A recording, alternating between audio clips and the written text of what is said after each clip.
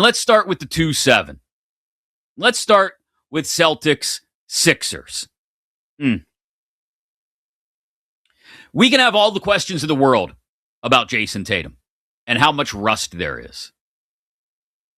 But the Celtics can beat the Sixers without Jason Tatum, especially a Sixers team without Joel Embiid. Look, the wild card in this one is Tyrese Maxey. No doubt. Because if Tyrese Maxey can steal a game or even two, then Sixers Celtics has a much different complexion, especially if it gets pushed out long enough that maybe you get Embiid back late in the series. Maybe. But I think that's as far as the Sixers push this one, is make it interesting. Get it to 6. Because the rust from Tatum has been more intermittent than the good that we've seen from him since he came back into the lineup for the Celtics. So, Celtics, Sixers, look, there's a reason game 1 on Sunday is already at a 12.5-point spread. That one in Boston, 1 Eastern. Game 1 of that series. The Celtics are just that much better. They are that much deeper. Is there a chance Maxey steals a game? Or 2? Maybe. Is there a chance Paul George helps him out? Yes. But it's hard to imagine a world where the Sixers, especially an Embiid-less Sixers team, pushes the Celtics to the limit and maybe even steals a series. Celtics, Sixers, Celtics in 5. Maybe 6, like I said, if Maxey shows up in a big way. All right, you're 3-6 in the East. This may be... No, there's no maybe about it. This is the most interesting series in the Eastern Conference in the first round, pending what chaos we may get if the Hornets meet the Pistons. But right now, the series that we have set in the NBA, this is the most interesting one in the East. 3rd-seeded Knicks against the 6th-seeded Hawks. And Atlanta has figured out so much since dispatching with Trae Young. They have built an actual team. Yes, it's going to be decided by Jalen Johnson and whether he takes another step, jumps another level in this series. And if he does, then the Hawks do have a chance to upset the Knicks. Yes, they can do it. Because Nickeil Alexander-Walker has been huge for this team. CJ McCollum will just come out of nowhere and drop 25 on you occasionally. And Kuminga is nice to have as I hate to call him a periphery piece, but as much of a periphery piece as Kuminga can be. The thing with the Hawks is it's not on one person on any given night. You never know who the person is going to be who comes up with a big game, which makes it difficult for Mike Brown and the Knicks to decide who they're going to focus on. And the Hawks can play defense too. And if the Hawks take Karl Anthony Towns out of these games a couple of times, and they turn the Knicks into the Jalen Brunson show, do the Knicks still win the series? Yeah, in 6, I say hesitantly, maybe 7. But if Brunson goes cold at any point and Towns can't pick him up and Hart or Robinson aren't there to pick him up. Now, this isn't to say that the Knicks couldn't have all those guys show up and sort of wash their hands of things and get out early and prep for the Celtics. It's not to say that couldn't happen. But I think the Hawks are a whole lot more frisky than most people are going to come into this series giving them credit for.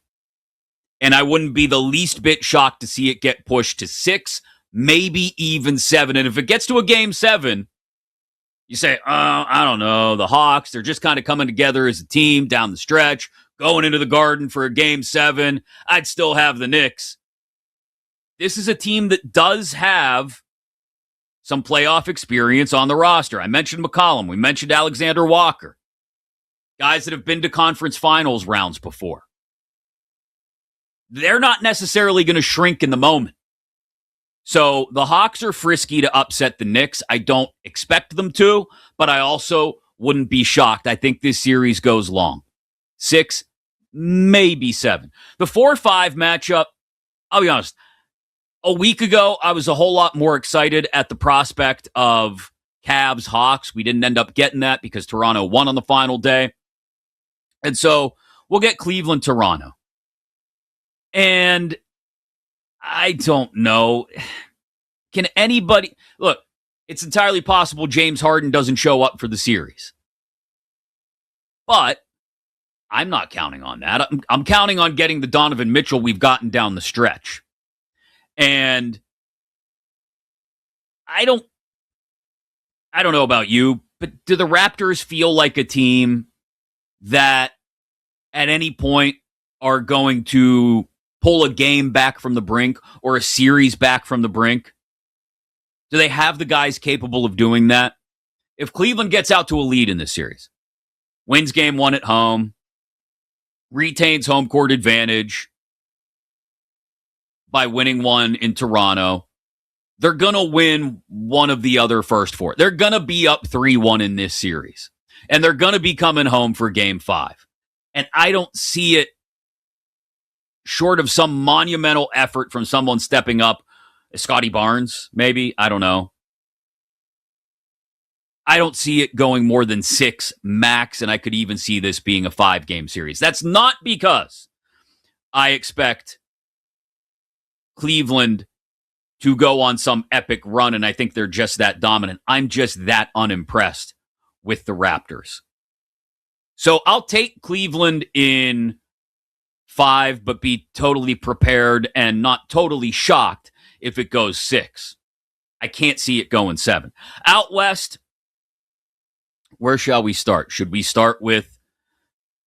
No, we're better to start than the 2-7. This Spurs team is totally capable of catching fire and going on a run. And it would start with a short series. I think that would be the best way possible for the Spurs to start this thing. Retain all that confidence that is welled up inside Victor Wembanyama and the rest of this team down the stretch. And just blow the doors off Portland in the first round. And I think it's very hard to ever predict a sweep, but this is a series that sets up for a sweep more than any other in the first round. It's nice that the young Trailblazers have arrived in the playoffs already, maybe slightly ahead of schedule, according to some. It's nice to see Denny Avdija do what he did the other night, but I don't think we're going to get that against Wemby and Castle and the Spurs. I mean, we're just not.